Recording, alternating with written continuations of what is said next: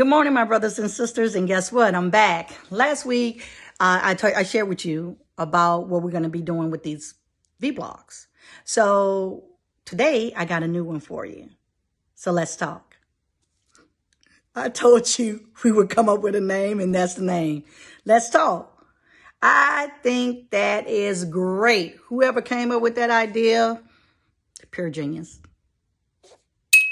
Anyway, all right, let's get off of me. I went back to the National Mobilization team and we talked about it and we we discussed it. And as a collective group, we came up with the next topic of conversation should be the Weingarten Rights. So let's talk. We're going to talk about what is the Weingarten Right? What's your responsibility as an employee? When you should invoke the Weingarten Rights? What may possibly happen for management when you do that? And lastly, when your union rep comes, what should their responsibility be? So I'm just going to make sure I read this correctly to you because I want you to understand. The Weingarten Rights is simply this. If this discussion could possibly lead to disciplinary actions, I need my union rep. That's not verbatim. I just summarized it for you. But basically it means if you think an investigatory meeting could lead or possibly lead to you being fired, suspended, or anything else, you invoke your right to a union rep. So once you invoke your right to a union rep, what could the management team do? Well, they can do one of three things. They can deny it. Is that right? Heck no, it's not right. The National Labor Relations Board went all the way up to the Supreme Court in 1975 against Jay Weingarten, and they won. And they said you have a right to have union representation if you're in any meeting that you feel could lead to disciplinary action. So it's a law. It's not something that your local came up with. It's not something that CWA came up with. It's something that came from the National Labor Relations Board way back in 1975. So you do not walk into a meeting that possibly could be disciplinary and say, yeah, I'm going to talk to you. So no, they can't deny you. The next thing is they could say, yeah, yes, I should say, and stop the meeting. Or they could say, yes, let me go and get you a union rep. No, I can get my own union rep.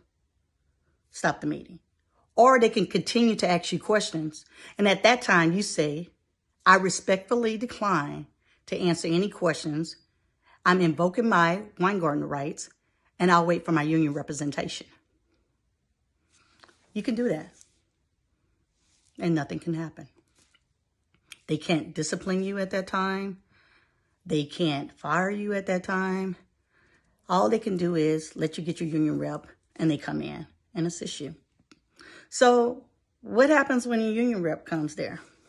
A couple of things should happen. First of all, that union rep should say, what is the purpose of this meeting?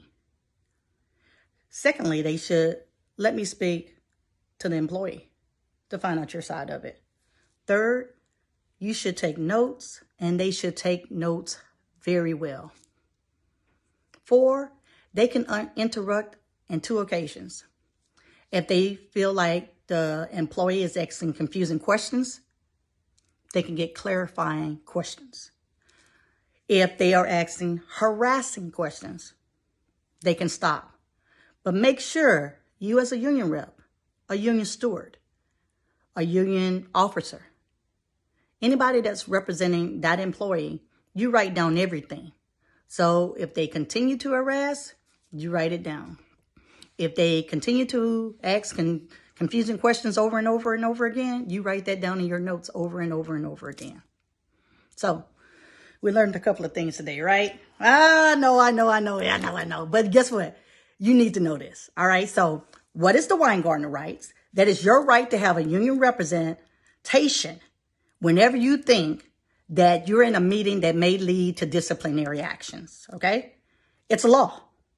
It was upheld by the Supreme Court in 1975. The National Labor Relationship Board went there and we won. Okay. So it's your right. You invoke your rights whenever you think that it's going to lead to disciplinary actions. You ask for your union representation. They cannot just go and get you a union rep. You can find your own union rep.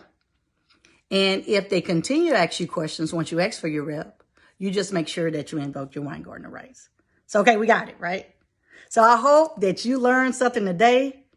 And I hope that you do not go into a meeting speaking to management by yourself, because we're going to stand strong. We're going to stand in solidarity. We are CWA strong. Y'all have a wonderful day.